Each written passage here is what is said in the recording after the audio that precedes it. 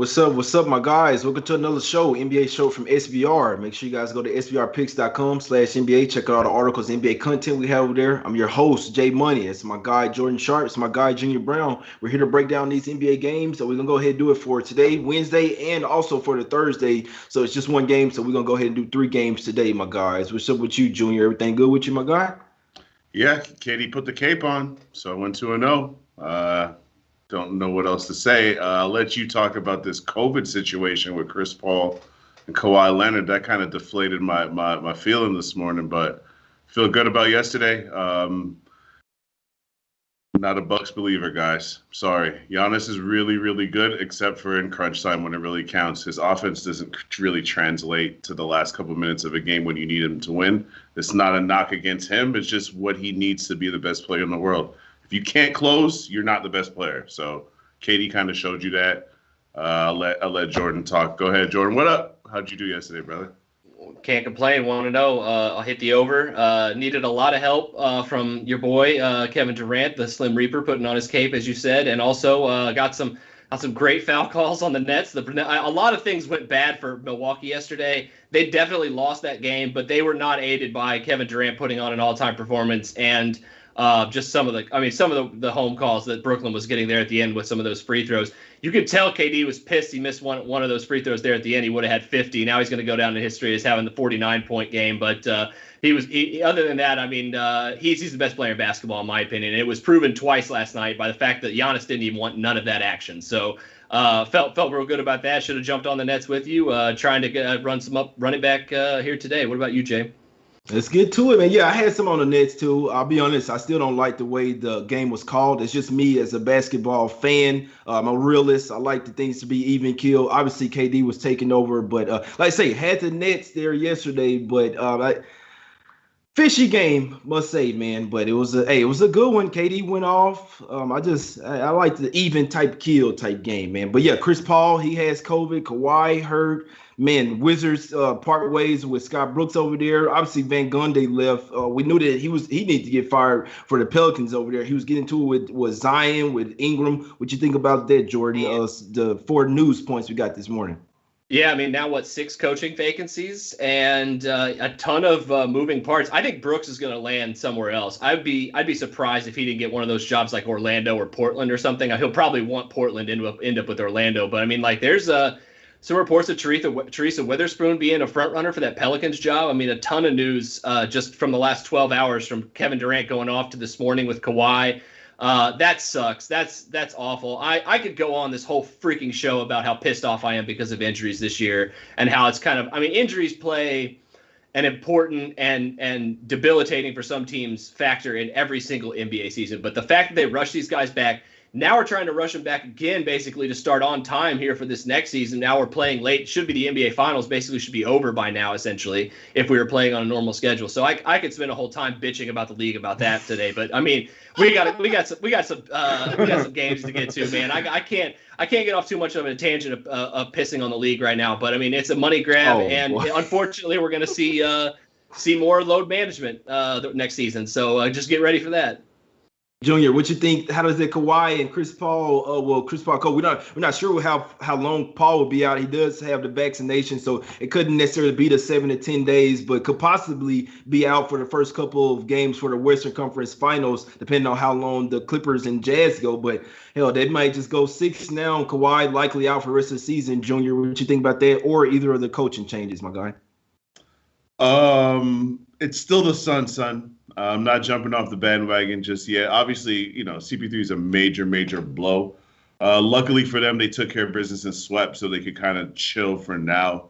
They get a bit of a cushion there, I guess. But I'd like to talk more about the coaching change. I agree with Jordan. Scotty Brooks is going to get another job, like pretty much. It has to, right? Yeah, it has to. I just think that Scotty Brooks has had like a couple of situations where in his first stint, he went to the finals. With the Wizards, the Bradley Beal, John Wall never being around kind of thing. Then he gets Westbrook version 2.0. I'm not going to get into all that. You know what I'm saying? Like, he kind of just needs a fresh start. I don't think he's a great coach, but he's definitely not a bad coach either. I'm so happy for Zion. Zion is free. Brandon Ingram is free. Thank God for that. And that's all I got to say about that. Yeah, Zion with his third coach in 3 years would be. Yeah, I'm sure he was happy for that. But yeah, we know Van Gundy wouldn't really work. I mean, he should have never really hired the guy at first. But just 1 year, Scott Brooks, I don't know what to say about him because he's been on some good teams. He is one of the guys though where he's had really good players on his teams. When you really, you know what I'm saying, he doesn't have good players, you really see what of a coach he is. So he'll get another job. That's not necessarily saying he's a great coach though. But we know teams like the Magic and other guys, they're like, hey, you don't want him? We'll take him over here. He's better than our guy. Good for rebuilds. Shit crazy, man. Yeah, but let's get to today's games, man. It's what you guys are here for. Well, and tomorrow's game as well. First game up, Hawks versus Sixers, my guys. This line was at 6. 6.5 is up to 7 now. Obviously, Sixers going to take some money with a total of 224 here. Jordan, how are we looking at this one? You like a little first half under or something here? What are we doing? This is one that I still can't get my arms around. Like I felt the same way about this last game as I do today, and it's just that I just feel like I think it's just a lean at this point, but it has to be the Sixers, I think, for me here. I'm staying away from the total this one just for a couple reasons. One, I think that the later these series goes, the more you're going to see like desperation defense, and I think that could. So I mean, potentially lean under, but this number seems pretty sharp at this point. I think that the books have had enough time between these two teams to kind of handle it out.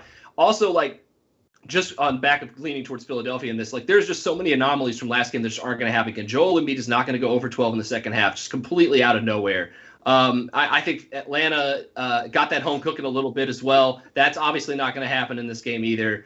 I think that 7 does, I think, at first glance seem a little long. I'm not going to lie, and that's probably why I'm keeping it to a lean at this point. But Philly has to bounce back after that last game, and I think at home they're going to get a much better performance from Joel Embiid through all 4 quarters. I just can't see Atlanta being able to slow that down, especially with the they had the desperation factor on them in the last game, but still, I think Philadelphia here has it in this game. I'd probably lean towards the Sixers. I couldn't talk y'all, Junior. What you doing in this one? Like, I know you're not a real big fan of the Sixers, but you like anything in this one? You think the Hawks can keep it close? Sixers first quarter. Hawks will keep it close probably. There's no way, though, that you get both Tobias Harris and Joel Embiid, because Joel Embiid, what happened with him is just like one of those, okay, it happened, and kind of just move on. And if you see signs of that again, then it's more to do with his knee, not his ability, because before that game, he was absolutely as dominant as you could be. So just probably watch out for that. He did have to leave the game in the first half because his knee started kind of flaring up. So. But I think Tobias Harris in the second half, in the fourth quarter of the last game, he only took 2 shots. He missed both shots. And the way he's been cooking, I expect him to come out aggressive. Philly, obviously, we know home cooking for them is a big, big deal.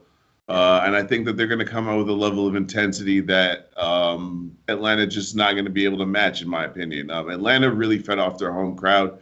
You saw that as Joel Embiid started getting more frustrated, the crowd in Atlanta started getting, like, they were feeding off of that. You know what I'm saying? Like, they were getting more hype. Well, Philly's going to be pretty loud tonight because the Philly fans are not dumb. They know this is as must-win as must-win gets. You're not going to lose this game and go down 3-2 back to Atlanta. So, like Jay Money always tells us, if the Sixers come out flat in this game, I would be really, really worried about them even winning this game. Because it's not like they're unbeatable. Atlanta's already beaten them at home and away. And just Atlanta's been playing good basketball for an extended stretch of time. So anyone who's looking at Atlanta and saying, oh, they got lucky to win, you can't really say that about them anymore at this point. They're on like a 40-game stretch where they're playing like 65, like 600s. What's their winning percentage? Like 65% in the last like 40 games. Like, they win games. So if the Sixers don't come out here and take them seriously, they're going to have a problem. So first quarter, I took it early. It said -2.5. Now I got it -2. I'll take it at -2.5. I don't give a F. Whatever, let's do it. -2.5 Sixers first quarter. Let's get it. Yeah, I can't talk you off there. I like the Sixers here early. I'm actually staying away from a full game. We saw Joel Embiid kind of sort of run out of gas. We even have Capella talking shit once again. Say, hey, look, once he run out of gas, you know what I'm saying? He's no good pretty much, or I know how to get him in the second half. So me personally, I mean, it could be something up to that. He went 0-12 second half. I don't know about that smoke layup there. My guy had an easy layup to win the game and misses. I don't know what's up with that. So I'm not gonna say say the Hawks got lucky to win. They did deserve that one, but if Embiid makes the layup, the Hawks likely lose that one. But they got to come out here pissed, man. The series tied 2-2. It should not be tied 2-2, especially when you've made the defensive adjustments and really kind of figured this team out. They were up 18 points in the third quarter. Like, what's going on? But like the Sixers here, I did get them first half minus 3.5. I'm pretty sure I'm gonna ride with my guy Junior in the first quarter as well. I was looking at it, I'm like, I like it. The first quarters be juiced. I hate playing them, to be honest with you, when it's minus 120. But that first half, I got the minus 3.5, minus 105. Man, it's up to 4 now. I still like it. They have to come out with something here with some intensity.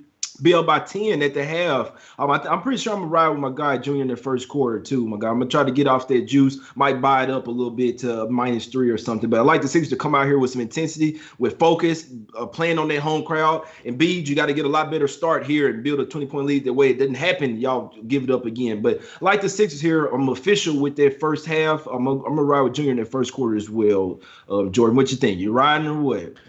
I do think early on that you're right. I think that's probably better. I think the first half would be my favorite play. I think of that one just because I think Atlanta could get hot and kind of foil that first quarter. So I'd probably lean more towards first half than the first quarter. But I definitely like them. They do seem, with Embiid kind of being that one variable, they do seem a little bit safer than that full 7 points. Because you got to think Atlanta.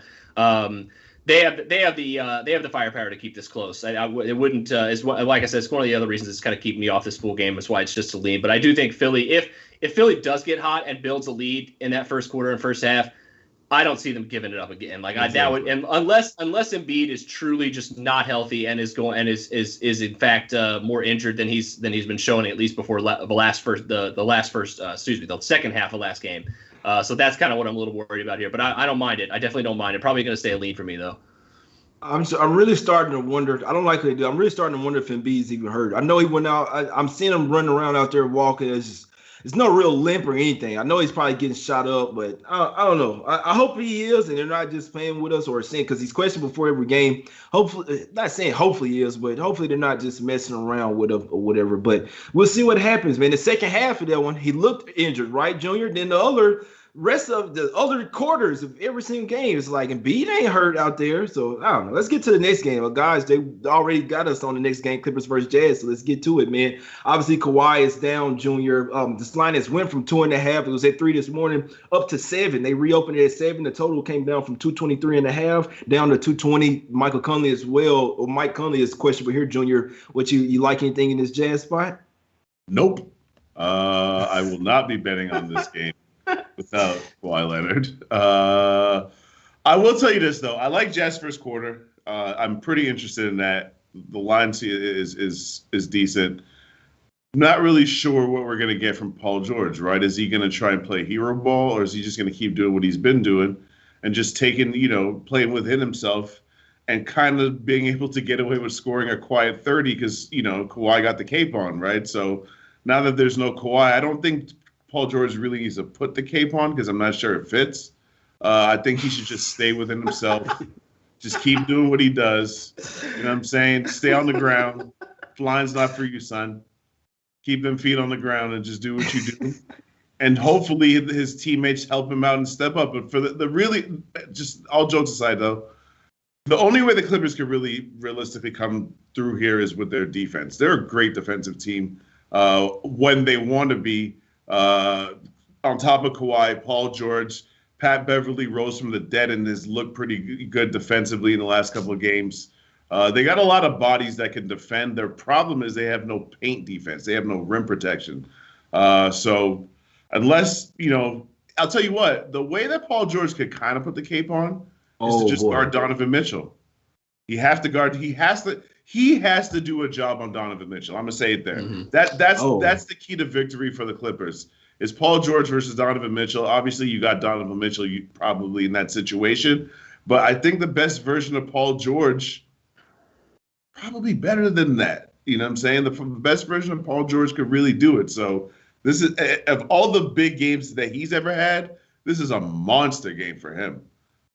Which is why I have no part of this, to be honest with you. Yeah, Conley just got so Conley won't be come back. Kind of said that I was kind of thinking that to myself too. Okay, Kawhi out, I could come back, but it's like I'm gonna just wait another. We probably got this series, all this. He means a lot more to their team than I mean to mine. I'm just gonna rest up a few more days, Jordan. So no Conley for sure, but now we don't have Kawhi out there. Be interested to see if they bring in, if they want to start Kennard now, who in theory means more offense, or if they're gonna start Beverly. They're still going small, Jordan. I want to talk to you about this prop here. Gobert didn't score a single point last game. What do you think he comes back with in this one with some type of fight? Obviously he has to at the house. Yeah, right. A lot better. What do you think about that? You can't have much better or worse than you had been zero.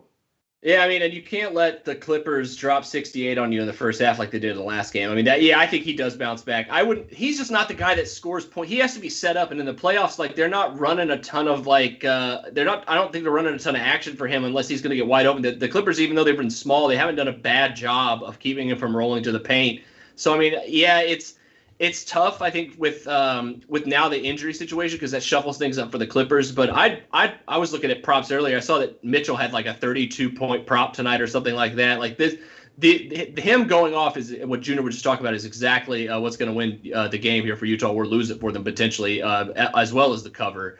Because if he can't be stopped, that's going to be a huge factor for them. The thing I would probably do if I'm LA is probably lean more towards offense with Kennard, but because like if you look at the Kawhi splits on and off the court from both a regular and a postseason, I mean, their offense just like takes such a huge hit, and their defense actually didn't suffer as much as you'd think without Kawhi on the court. So I think that they'll probably lean more towards Kennard in this one. But that being said, like it's not going to be near enough. I mean, the Clippers they go from basically like one of the top tier teams in the league with Kawhi on the court and points per play down to like bottom half of the league essentially without him. And in this game on the road in Utah, where their defense is going to be ramped up to 100, hard for me to see the Clippers scoring enough points here without Kawhi. That being said, I got the under here at 221.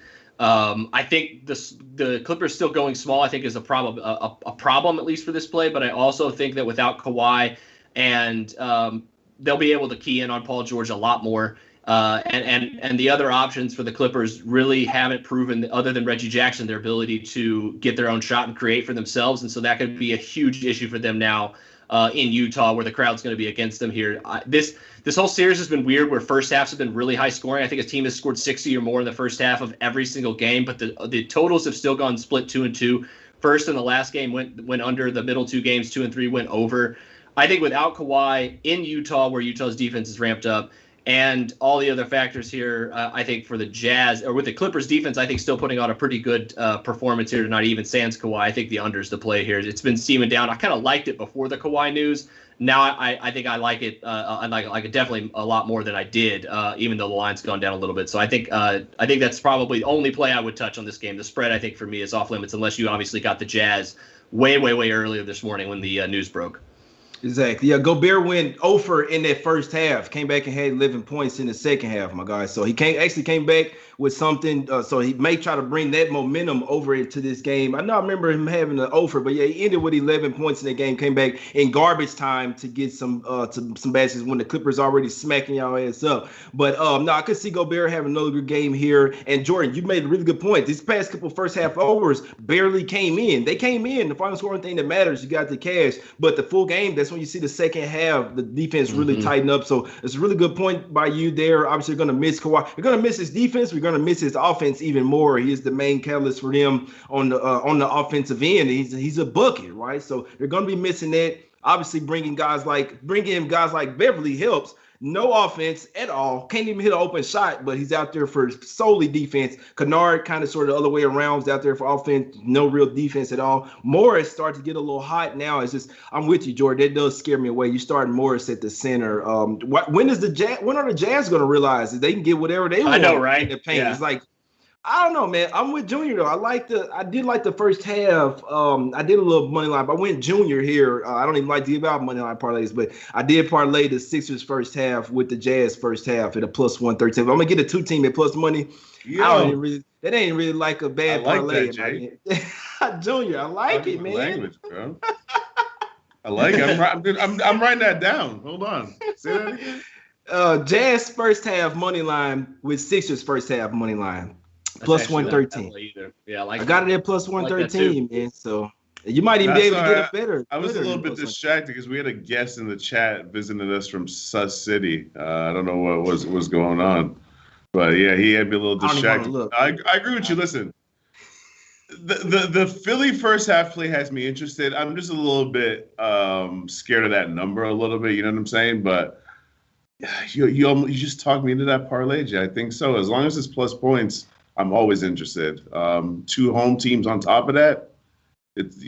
All of that checks all my boxes. So hey, let's cash it. Yeah, let's cash it, Junior. Yeah, but let's cash it, man. I sure like it. Y'all want to talk about the next game, man? We got one more up. Nets versus. I know Junior want to talk about this one. Junior, you getting 5.5 in this game 6, man. We're going Nets versus Bucks, my guys. Game 6 in Milwaukee. Bucks favored by 5.5. What the hell is going on, Junior? I'm not even laughing at the spread. I'm laughing at your reaction because that was my legit reaction. Same. Off camera, I couldn't bet it enough times. I had to stop myself from betting it more.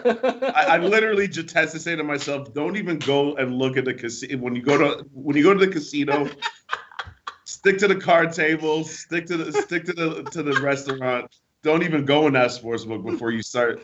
Anyways, yeah, I couldn't bet this enough. Like, you're gonna give me that many points. What if James Harden actually shows up? Then what? Right. Because it's not like he's gonna score 5 points again.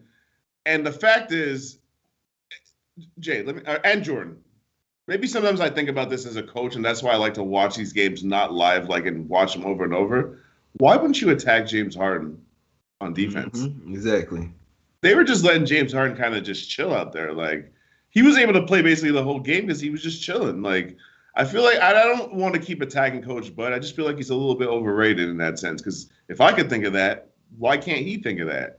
You know what I'm saying? And again, with the Giannis thing, I just feel like Giannis can put up a lot of points, but when you need him to take over in crunch time, he can't do that, in my opinion. And maybe he will. I think the only thing Giannis needs to be able to take over in crunch time is a go-to move. You just need one go-to move, bro. Mm-hmm. Right? Or admit it and just admit to the world, like I said on last year's show, and tell us you're a center and stop getting the ball 25 feet to the basket so that the defense can look at you and laugh in their head. Because in their head, no matter what, even when you make a three, they're like, yes. Because now he's going to keep taking it. Now he's going to keep taking it. Bro, when Giannis shoots threes, when he starts, I'm like, no, he's not going to shoot that. He shoots it. Even though it goes in, I can't watch it. I can't watch it. It's not bad. It's not smart. And I'm going to tell you my problem with Giannis. Sorry, Junior. Giannis has gotten paid. He's gotten paid and stopped working on his craft. That's what happened. And it really hurts me from the NBA because, like, just decided I think they should be giving some of this money to WNBA something, college players something. They get paid way too much money. You get paid your bag. Bam Adebayo. Why do y'all look so different after you get paid so much money? But before you had the bag, you were in the gym, working every day. You were hungry. I guess that's what I'm saying. They were hungry. Giannis' arms look like my arms at first. Now he worked up, got that super max. Now he doesn't know how to handle the ball. Bro, work on your handles. Work on your shot all summer. I guarantee you'll get better. All right, Junior. So, Junior, you on Nets plus 5.5 or what? Yes. I mean, yeah, a lot. Yeah, I don't say max bet often on this show. I max bet the shit out of that shit. Man, look, the line opened up at 3.5. It's up to 5.5. Jordan, what the hell's going on in this game? Why is it at 5.5? I have no idea.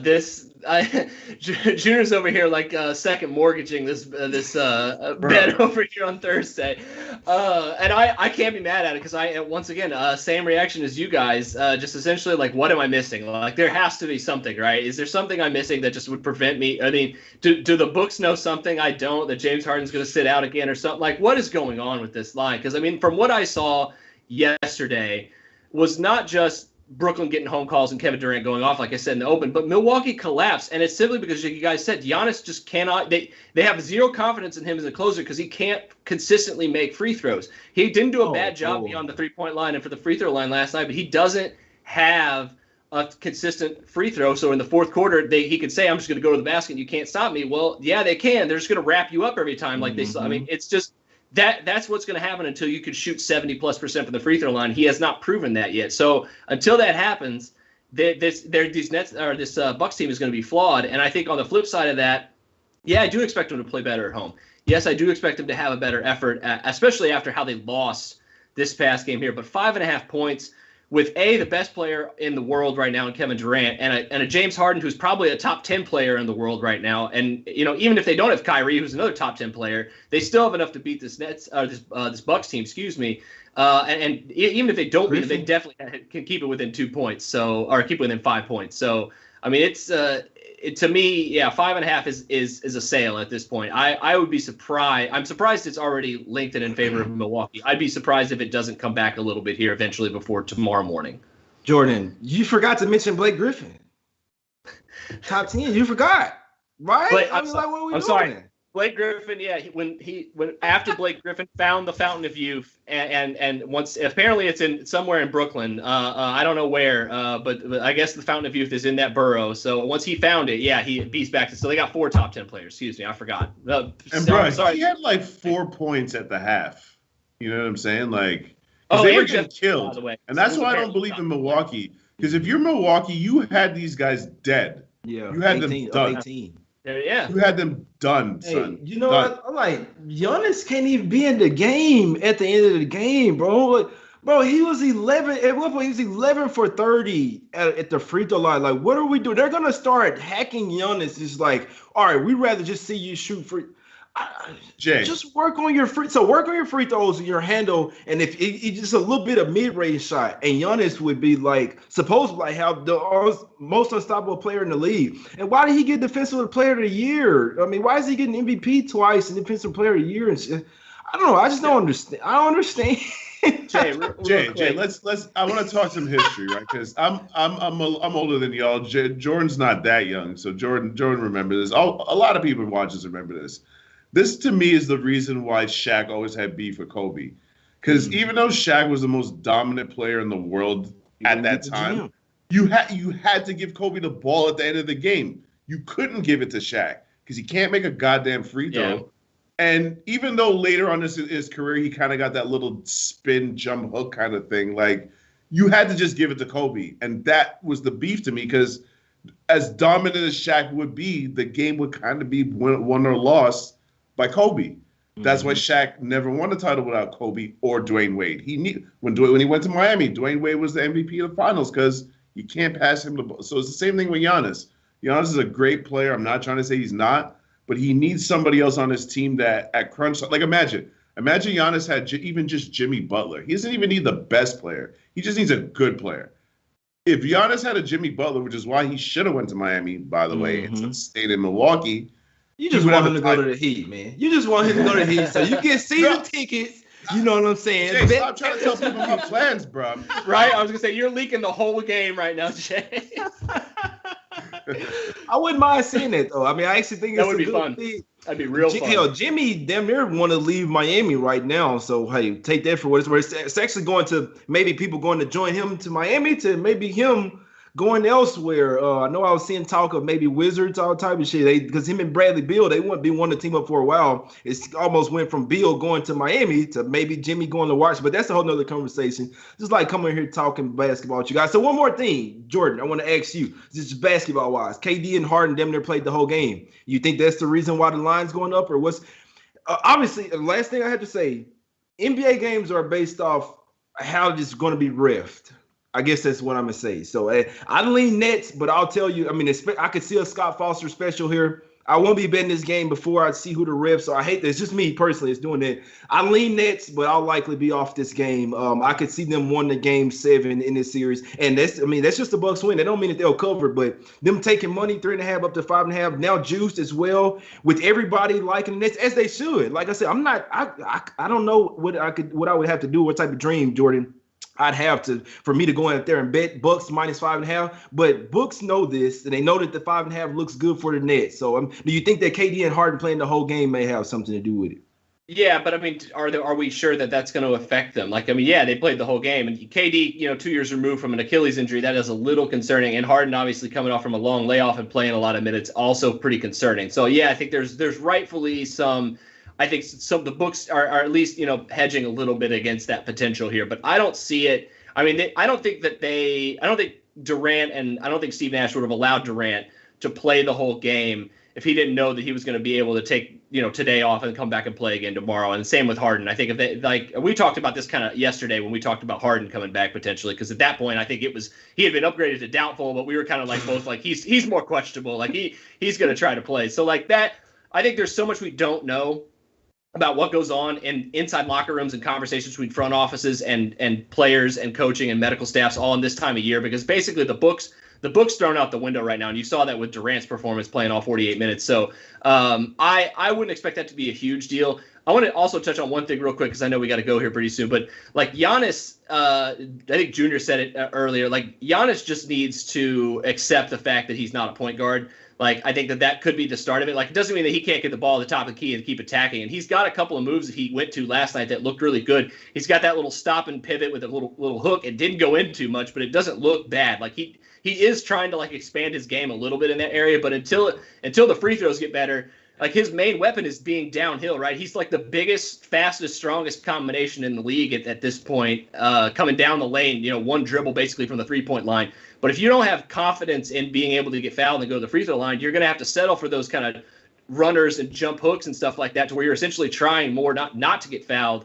And until that kind of changes and he goes to a little bit more of a little bit more of a balance between trying to get fouled and not trying to get fouled there in the paint, I don't think he's going to be able to lead this team potentially, because he's got to, like I said, shoot over 70% from the line. So I think he's like trying to work on it, but it's such a slow thing that like who knows if it's ever going to come over while this window's open for them. So it's a little tough to back them. But I agree, Jay. The suspect line does have me thinking a little bit twice of bringing out the second mortgage on Brooklyn, so to speak. But absolutely going to be an official for me here at 5.5 right now. I'll take a piece of it now. We'll wait and see what kind of news we got for it tomorrow. Exactly. Yeah, they need to put me in the gym with Giannis, man. I'll train this. I'll get him right, because I'm not taking it easy on him. He work on his dribbles, he work on his free throws, and work on a few moves. Yeah, I have Giannis as unstoppable. I won't take that much either. Just give me about 100 bands, man. I get it done for him. Just give me Giannis for an offseason. But if he just legitimately, this is the last time I said, if he just worked on it, he could be a lot better player. And you could tell that he's not working on it. Dribbling is something really you just work on. You'll get nice. Free throws. Sit in the gym and shoot 500,000 free throws. I guarantee you'll be a lot more consistent. I can tell he's not working on it, and it's a problem in my opinion. But Jordan, break them off with your officials before we get out of here, my guy. Anything you got to say? Yeah, I got nothing left, man. Let's fire away these bets. I got under Clippers, Utah 221. I have Brooklyn plus 5.5 on Thursday. Dig it. I dig it. I dig what you're burying there. Junior, what we doing, my guy? Yeah, Sixers first quarter -2, but I'll make it official for the show at 2.5 because that's what the line is right now. And Brooklyn for a lot plus the points plus 5.5. Got you. I'm on Sixers first half, my guys. That's the official I have. I like the under by my guy Jordan with the Clippers and Jazz. I may ride with them. I'm gonna see who they're implementing into the starting lineup for the Clippers wise, as far as coming out for Kawhi. But yeah, I like the under in that one. But yeah, Sixers official. I'm on it -3.5. I'll go with official -4. Unofficial Jazz first half money line and Sixers first half money line parlay plus 113. Let's cash it, man. Let's get some Smack Cities off in here today. Smack Jay, where my City shirt? Spots. What size you got? got? I looked up at the screen. I try not to do that because I'm in the studio. It's so distracting. But I looked up at the screen. I saw your shirt. Where my shirt? I'm gonna DM you. I'm gonna DM you right after what you call it, my guy. But it's my guy Junior Browne. It's my guy Jordan Sharp. I'm your host Jay Money. Y'all get them Smack City shirts and put them on tonight, my guy. Appreciate it for tuning in. We'll be back on Friday. Go on.